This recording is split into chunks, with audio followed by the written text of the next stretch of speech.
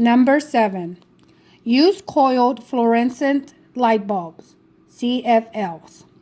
Replacing older incandescent bulbs with CFLs, which are very energy efficient, will reduce your family's electric bill.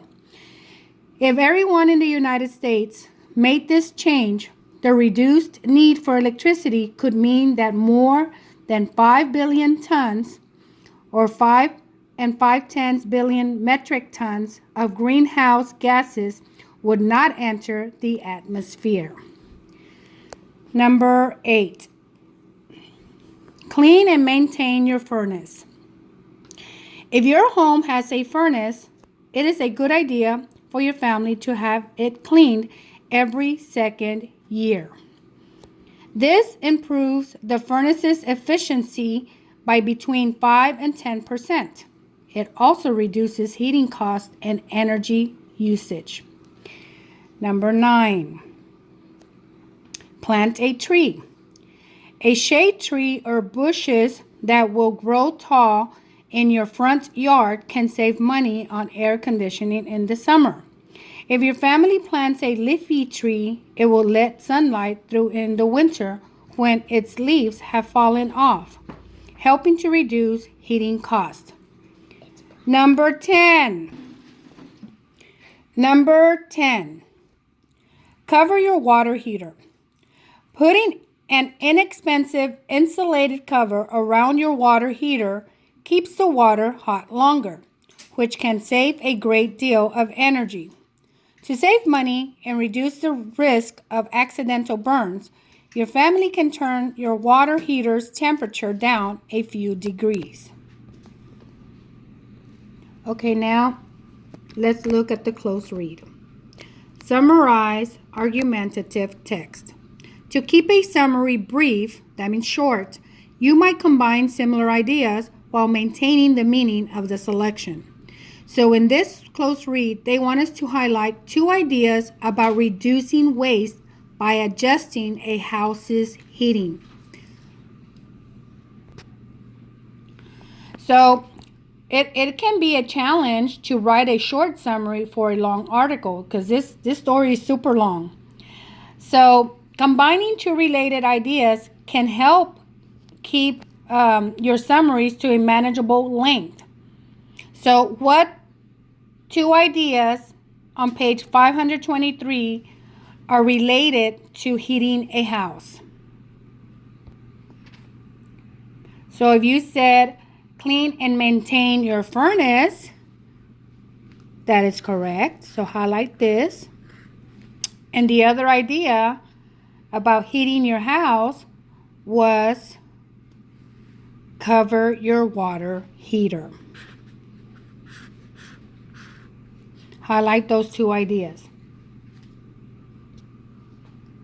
So how can you combine these 2 ideas into one sentence in a summary? You can say something like, to lower heating costs and waste less energy, have your furnace cleaned and keep the water heater covered.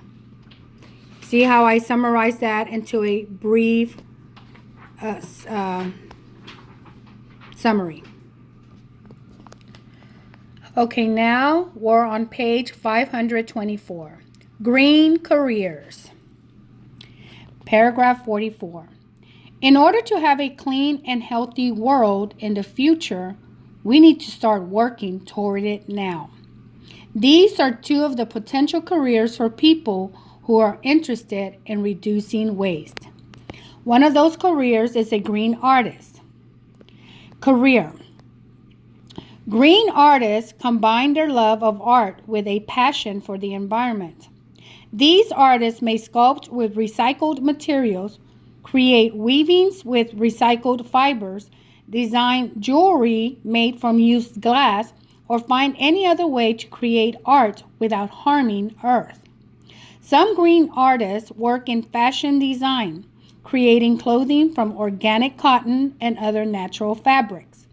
Many green artists use their work to educate others about various environmental issues. Some of these artists work on their own. Others may work at design or retail companies. Education. This talks about what type of education you would need to become a green artist.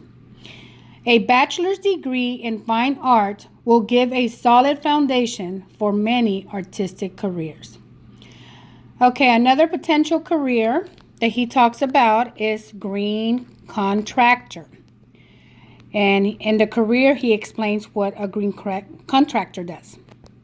Green contractors are builders and tradespeople who specialize in eco-friendly products and technologies.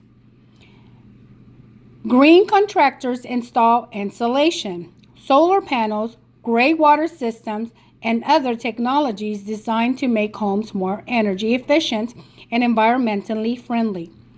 These individuals often must learn specialized techniques associated with major construction trades, such as electrical work or plumbing. Education. All U.S. states require contractors to be licensed. The details of these licenses vary by state, but most licensed contractors must pass a multiple choice exam. So let's now focus on a close read. How does Nick Winnick tie the idea of having a satisfying career to the idea of helping the environment? Underline text evidence that links this topic to his claim. So look in paragraph 44. And what does he tell you that links this topic to his claim? Okay, right here. These are two of the potential careers for people who are interested in reducing waste. Make sure you underline that statement. So now we're on the last page, page 525. Time to debate. So here, the author ends the argumentative text with a debate. So let's see what he says.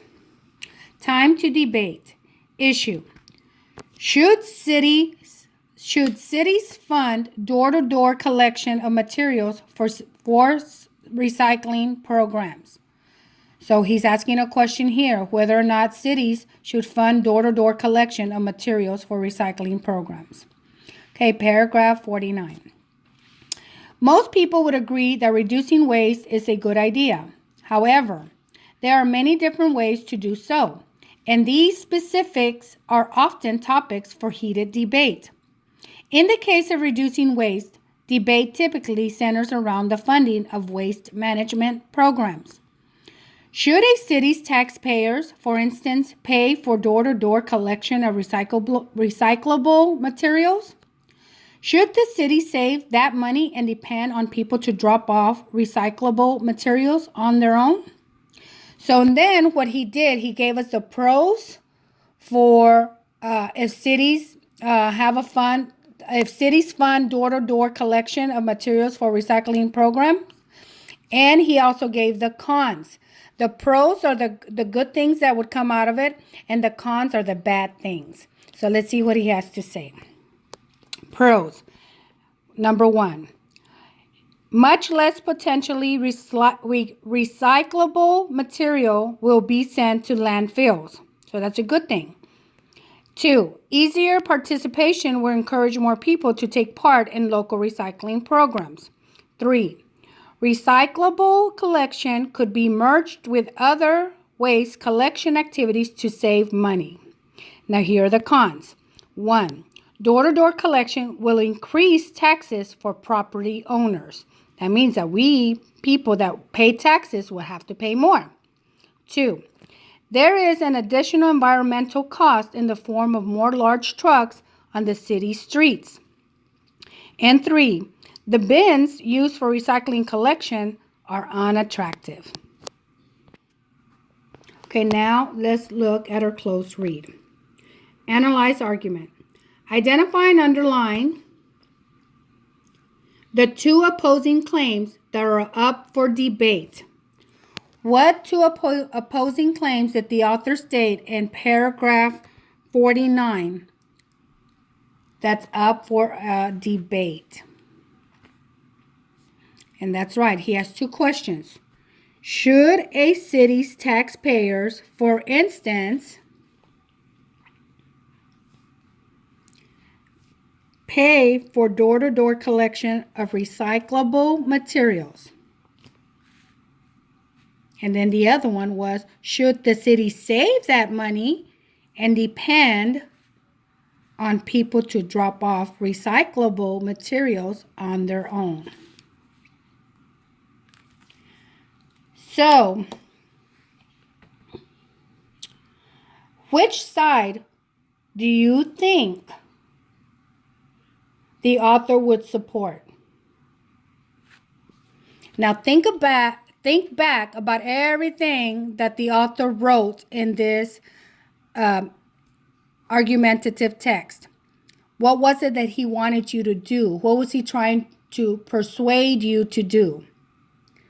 So I think the author would support paying a tax for door-to-door collection of recycling because he stresses the importance of reducing waste.